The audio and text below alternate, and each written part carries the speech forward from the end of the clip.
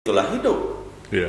Iya, kita yang menjalani, Tuhan yang menentukan, orang yang mengomentari. Kalau kamu sudah sukses, kentut aja akan terdengar seperti merdu motivasi. gitu loh.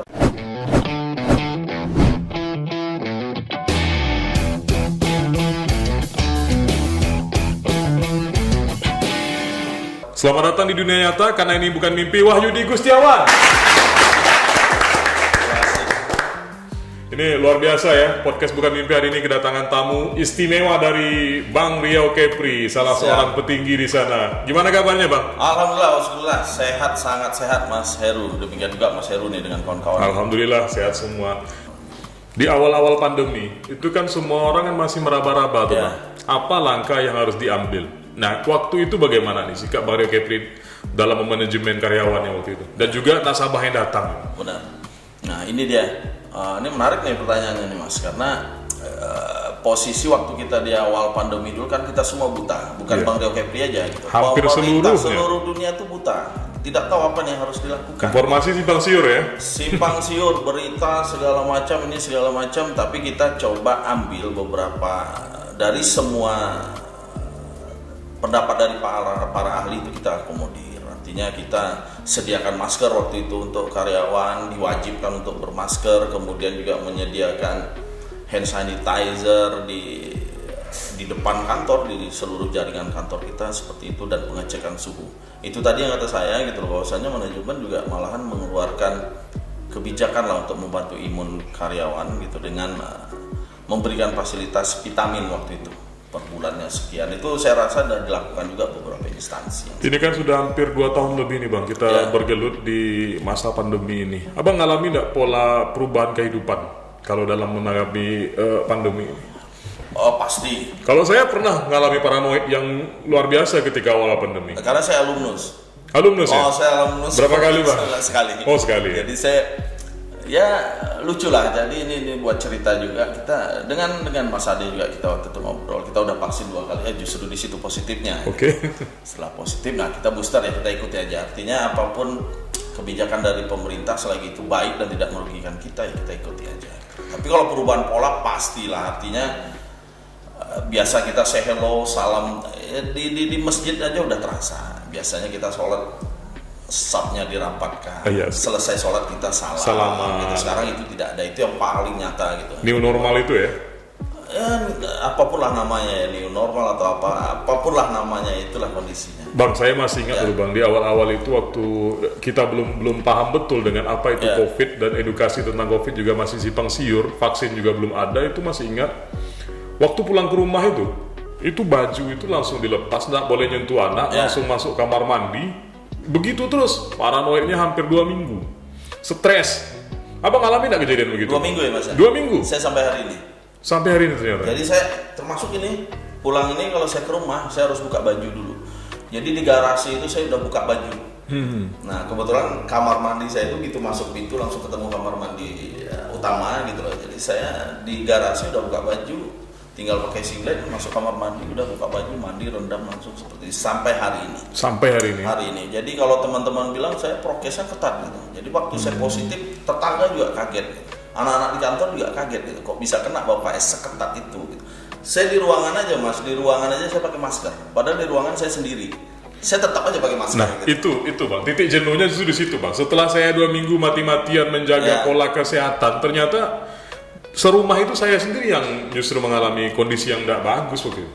Sama, saya sendiri. Alhamdulillah anak dengan istri saya aman kan? Aman. Nah itu makanya setelah itu udah mulai lagi, ya udahlah seadanya lah, kalau keluar pakai masker. Ikuti itu aja. Ikuti prokes lagi gitu. Ternyata menjaga pola pikir jauh lebih penting daripada menjaga kesehatan. Bang itu ada teh, Bang silakan kita minum. Siap, makasih Mas.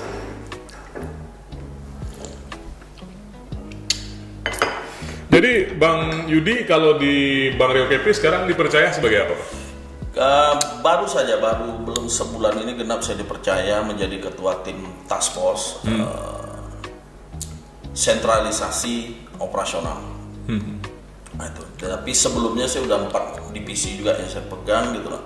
Saya pernah pemimpin divisi dana dan jasa, setelah itu pemimpin divisi umum, kemudian pemimpin divisi operasional, kemudian pemimpin divisi sekretariat perusahaan, dan ini baru-baru ini diamanahkan untuk memegang ketua tim task force ini. Oke, bisa dibilang jabatan-jabatan Bang Yudi pegang ini kan jabatan-jabatan yang cukup strategis. Ya, cukup strategis. Nah, kalau dalam kebanyakan hal, lumrahnya manusia, orang kan akan mulai merapat tuh dengan orang-orang yang punya jabatan-jabatan strategis begini. Dan bisa kita pastikan Bang Yudi pasti banyak teman kalau di luar kalau sekarang ini. Siapa yang nggak mau kenal begitu? Tapi kan tidak semua orang tahu bagaimana sih perjuangan Bang Yudi bisa sampai ke titik ini. Sudah berapa banyak air mata yang dikeluarkan untuk sampai ke titik ini. Entah berapa banyak lelah yang mungkin harus dikorbankan, waktu dan keluarga yang harus dikorbankan. Ini kan nggak ada yang tahu nih. Mungkin di sini Bang Yudi bisa cerita. Bang Yudi mungkin bisa mulai dari mana sih asalnya Bang Yudi ini? Oke, siap Mas. Saya putra asli lah Riau. Saya kelahiran Teluk Pinang gitu, itu ibu kota kecamatan Gawana Serka di Inhil. Inhil ya? Inhil saya. Oh, berarti satu kampung Pak Wardan ya? Pak Wardan. Luar biasa beliau. Pak Wardan. Kemudian saya sekolah di sana, kuliah di sini. Pertama saya berkarir itu saya sempat menjadi accounting di PT Kia itu tahun 99. Kemudian saya sebelum di Bank Riau Kepri ini Mas sudah di 2 bank juga sebelumnya sebenarnya. Saya pernah di Bank Bali. Nah, di Bank Bali ini yang cikal bakal menjadi Bank Permata saat ini. Dulu ada Bank Bali itu. Kemudian saya di Danamon. Setelah itu alhamdulillah di Bank Riau Kepri di 2000 sampai sekarang saya bertahan. Seperti yang Mas sampaikan, tidaklah serta-merta menjadi seperti saat ini gitu. Memang banyak yang saya lalui gitu. Tapi yang terpenting Mas poinnya di sana gitu. Saya rasa kita sepakat lah sebagai manusia, doa dari seorang ibu. Oke. Itu saya memang nggak bisa lepas. Maka ketika ibu saya tidak ada lagi, saya merasa ada keberkahan yang hilang gitu. Saya terasa artinya ibu tuh nggak akan bisa dibohongi Mas. Kita namanya dunia kerja ada masalah. Kita pulang ke rumah, kita se-happy seperti apapun, dia akan selalu tanya apa masalah tadi di kantor. Itu nggak bisa kita bohongi gitu. Nah, makanya saya selalu kalau pulang kantor selalu berbahagia gitu. Artinya supaya almarhum ibu saya juga bisa melihat bahwasanya saya fine aja di kantor, walaupun itu nggak akan bisa kita bohongi. Beliau selalu buka itu. Nah, kalau Mas cerita tadi perjuangan, benar Mas, saya dulu di cabang Pekanbaru penempatan cabang pasar pusat, walaupun akhirnya saya akhirnya menjadi pemimpin cabang di sana di tahun 2018. Saya jadi pemimpin cabang di sana. Saya masuk 2000 di sana saya sebagai pelaksana. Kemudian saya pernah ke Dumai, pernah ke Bangkinang, kemudian balik lagi ke Pekanbaru. Dan memang kalau Mas bilang tadi sekarang banyak teman ini segala macam, termasuk teman-teman dari media. Saya banyak kenal itu 2011 sampai 2014 itu saya pernah megang corporate secretary, itu membawa humas. Iya. Nah, itu yang membuat saya itu banyak bergaul Memang dengan di bagian teman-teman. komunikasi Bang ya. Itu artinya dengan teman-teman media, DAD, LSM, aktivis di situ yang banyak. Itu yang banyak membantu saya gitu. Artinya membuka mata saya, membuka wawasan saya, karena saya bilang dengan teman-teman, kalau kita duduk di Bank Riau Kepri, kita duduk di dalam melihat kita ini baik-baik saja gitu. Justru kita mau tahu tentang kondisi kita itu justru dari teman-teman di luar gitu. Dan itu saya dapatkan waktu itu 2011 sampai 14 itu saya dapat pengalaman yang luar biasa itu di Bank Riau Kepri. Oh ya, sedikit juga Mas, saya waktu itu pernah juga di Caltex waktu masih PT Caltex. Caltex yang sebelum berganti jadi Chevron ya? Yes, saya 1 tahun juga di public relation sana. Waktu itu manajernya masih Pak Hari Gustama. Artinya yang saya dapat di situ tuh memang humas itu luar biasa untuk menambah pertemanan. Kalau saya bilang pertemanan gitu Mas. Tapi kalau Mas bilang tadi kalau udah sekarang itu udah mulai merapat nih segala macam, saya rasa itu mungkin manusiawi ya kali ya Mas. Pada saat kita katakanlah saya dapat quote yang bagus dari Ali bin Abi Thalib kalau nggak salah saya. Bin Abi Thalib ya. Kalau kita sedang berada di atas gitu, kita waktu miskin, waktu susah orang akan bilang kita bodoh, ya kan. Waktu kita sedang puncak, orang akan bilang wah ini orang hebat, ini orang yang harus kita rangkul, ini harus menjadi panutan kita, ini segala macam harus menjadi ini kita.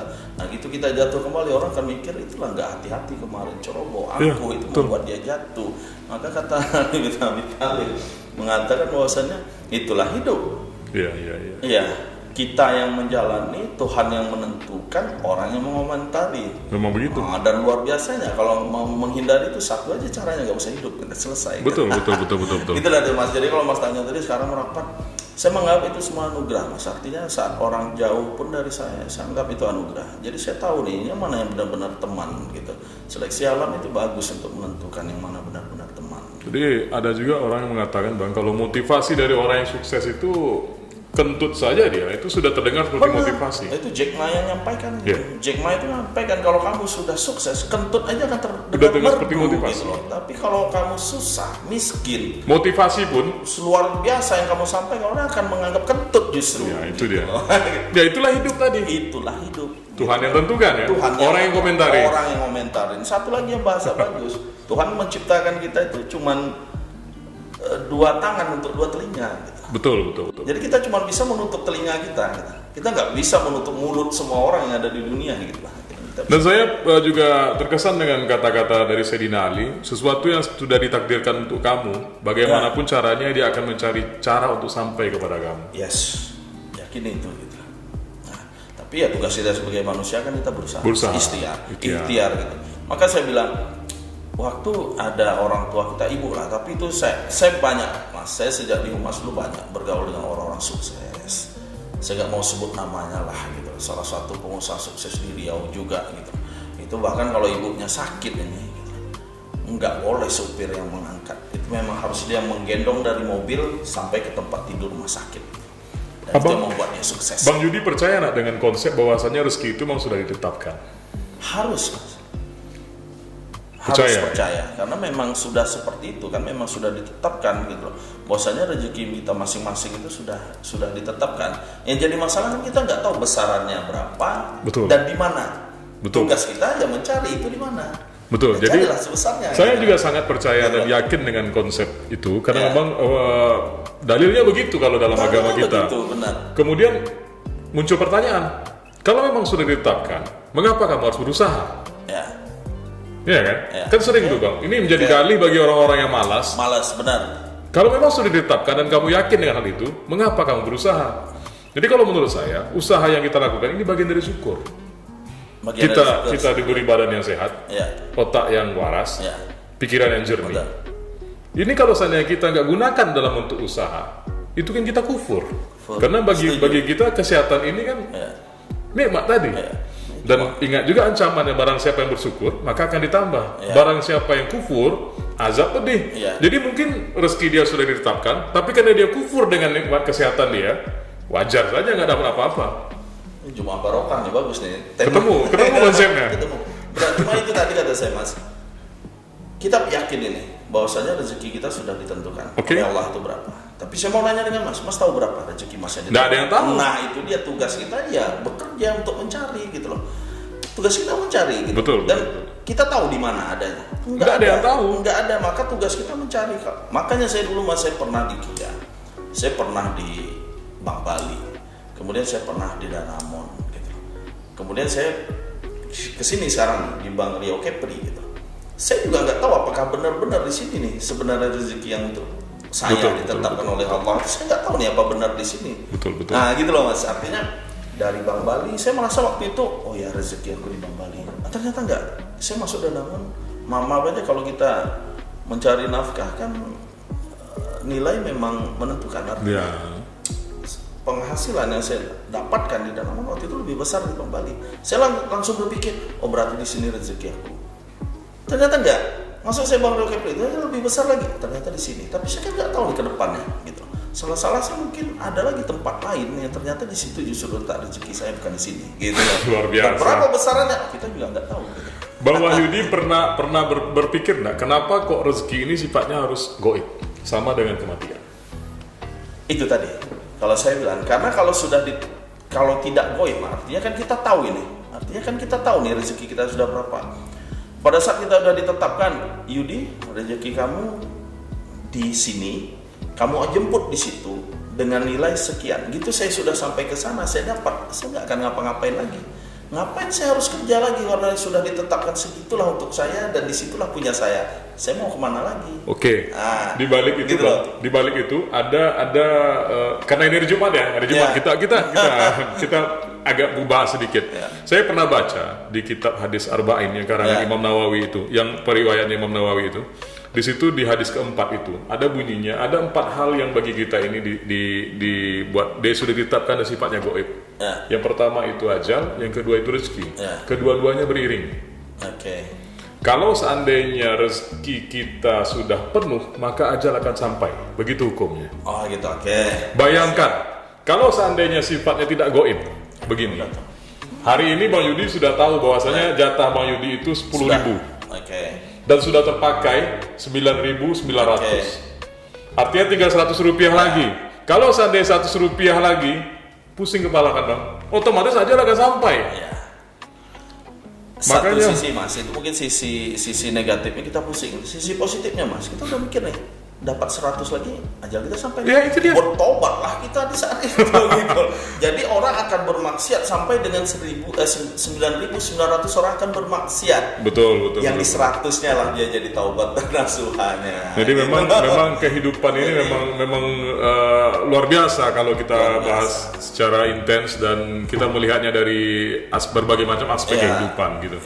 Bang, kalau boleh tahu Bang Yudi ini asalnya dari keluarga yang berada, sederhana, atau kalau mohon maaf kekurangan kalau dulu ya? Ini senang nih. Saya sebenarnya gini Mas, ibu saya tuh guru almarhum, bapak saya PNS. Tapi mohon maaf, ini PNS zaman dulu. Ya, saya paham karena kakek juga PNS. Ini PNS Pak, zaman saya paham, dulu, beda PNS zaman sekarang gitu ya Mas ya. Berasnya yang ada logo partai. Kalau bahasa kami apa saya nggak tahu nih, bahasa Mas Budi tampi dulu tuh. Iya betul. Kalau enggak ya ada antahnya, ada antahnya, tampi dulu baru itu. Tapi dibilang kekurangan tidak juga, karena ada penghasilan tetap kedua orang tua saya. Jadi artinya boleh dibilang cukup Mas, kita cukup. Cuma nggak berlebihan juga gitu. Karena ibu saya memang memanjakan anaknya. Maka ketika saya proses ini sampailah ke posisi saat ini. Saya meninggal ibu saya waktu saya masih pemimpin cabang di Air Mole. Pemimpin cabang Air Mole, ibu saya meninggal. Itu ibu saya udah bangga kali kan, karena bahasa beliau waktu itu gitu. Alhamdulillah udah terangkat lah keluarga kita, walaupun selama ini tidak terpuruk benar gitu loh. Cuman udah posisi pemimpin cabang dalam satu perbankan kan sudah dianggap betul. Itu udah membanggakan orang tua gitu Mas. Artinya kita pulang kampung pun teman-teman udah pada ngomong, wah ini temanku seperti yang Mas sampaikan. Betul. Semua jadi ngaku teman kita, jadi satu kebanggaan. Jadi saya pikir ya tugas itu tadi Mas, tugas kita tuh ya berusaha. Kita nggak bisa juga mengukur waktu itu kita lagi kesusahan, waktu itu kita lagi nggak juga mengukur itu. Artinya saya selesai juga kuliah itu karena orang tua saya gitu. Karena saya bilang benar kata orang, kasih ibu itu ya sepanjang hayat Mas, nggak bisa ini, karena saya ingat betul perjuangan beliau itu seperti apa. Maka saya belajar berjuang itu dari beliau gitu loh. Beliau juga sedekah sangat rajin. Saya pikir apa yang saya nikmati hari ini itu buah dari apa yang beliau doa dan apa yang beliau lakukan waktu itu. Pernah ada alam bawah sadar kita, khususnya Abang sendiri merasakan begini Bang, kita sadar bahwasanya kita keluarga yang biasa-biasa saja. Namun karena perjuangan kita dibarengi dengan doa orang tua dan juga support dari keluarga tadi, akhirnya kita sampai ke titik yang lumayan bagus atau yang bisa cukup membanggakan. Di saat itu kita memiliki harta, kita memiliki kendaraan, memiliki uang dari online, tapi kesannya tidak berharga. Yang membuat kita paling berbahagia adalah ketika kita mendengar omongan orang tua kita, itu anakku loh. Ada enggak perasaan yang begitu? Pasti. Itu anakku loh, dan dia bangga menceritakan ke orang-orang. Iya, saya luar biasa Mas, waktu itu sebenarnya belum juga saya jadi pemimpin cabang, itu saya pemimpin seksi operasional di cabang Pasar Pusat. Jadi ibu saya itu dari Tembilahan ngajar di Teluk Pinang, Tembilahan, kemudian ke SMP 20 di Pekanbaru gitu. Itu temannya datang ke kantor ngurus kredit biasa PNS. Kenal saya nih gitu. Malah temannya yang haru gitu. Iya betul. Karena kalau dia bilang kami tahu betul perjuangan ibu gitu, Yudi bisa Padahal waktu itu masih pemimpin seksi, mau pemimpin seksi kan udah duduk di meja khusus gitu. Haru mereka gitu.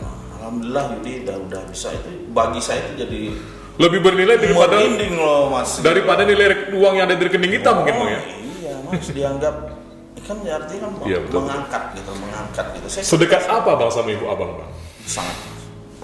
Sangat. Maka saya bilang sama istri saya itu tak akan tergantikan.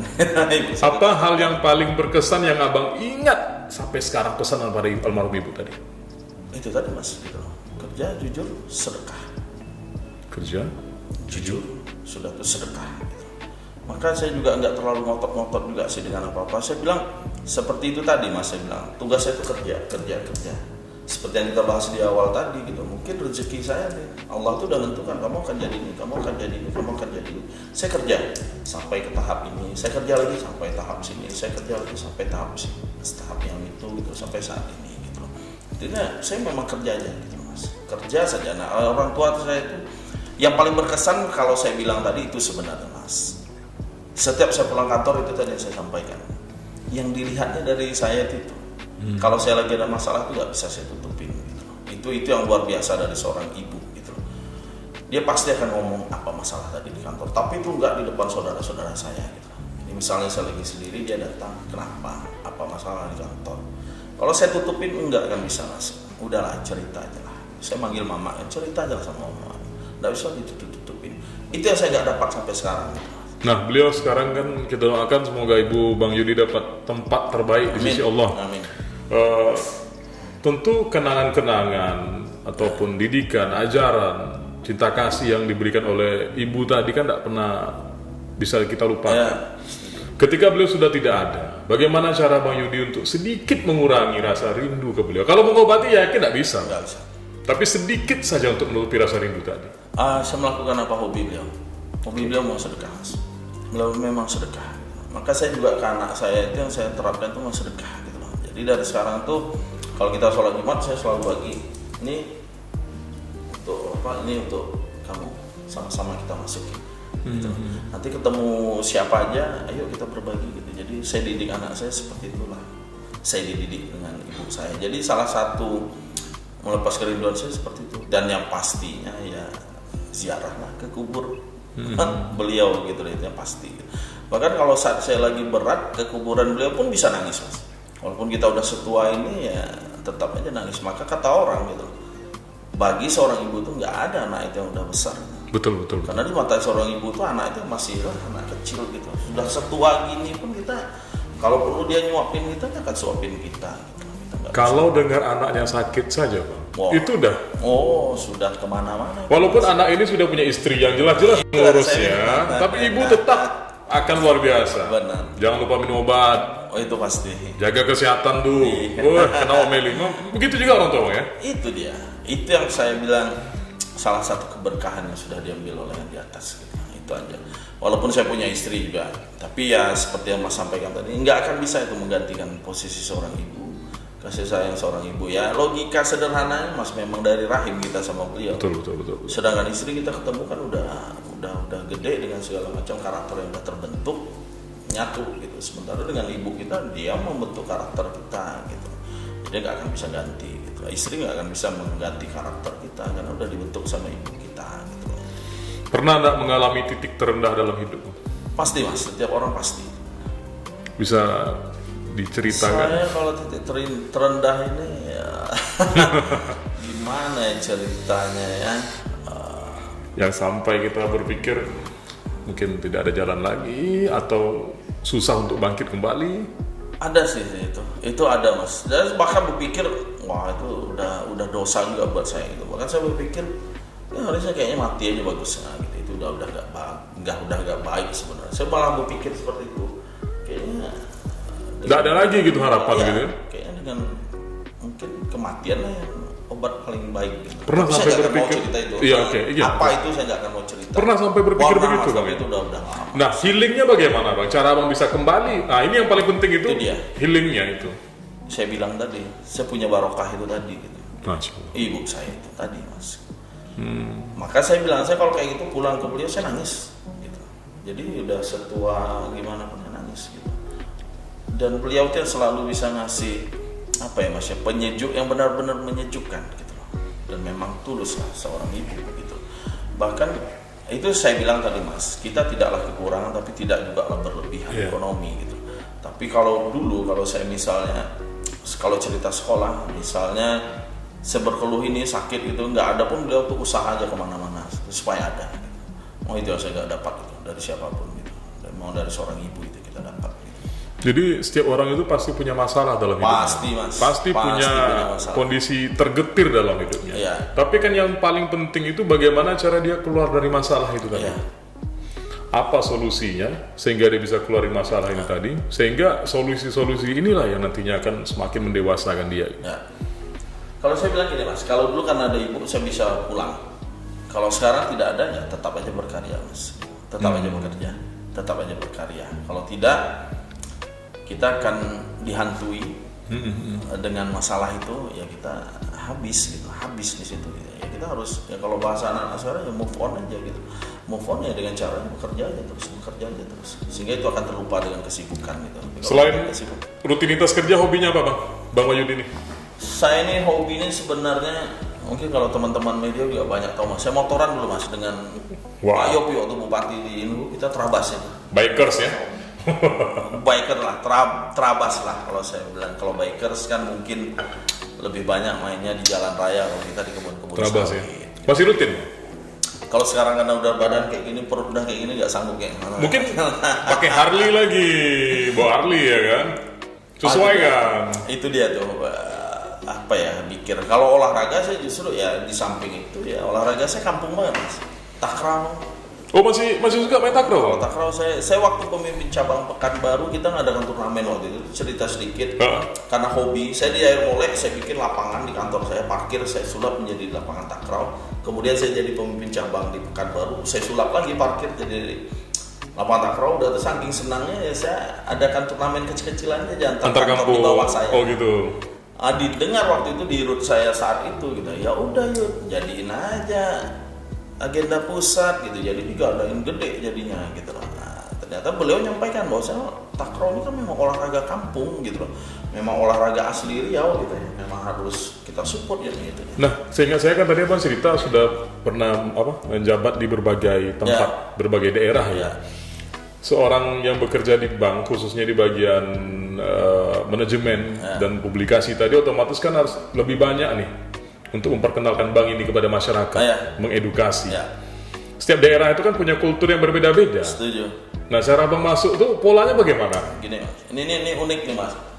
Kalau saya cerita Air Molek waktu saya jadi pemimpin cabang, gitu saya masuk yang pertama saya cari mas, yang saya cari gitu loh. Mana umbul-umbul Bang Rio Kepri di cabang? Enggak ada. Yes.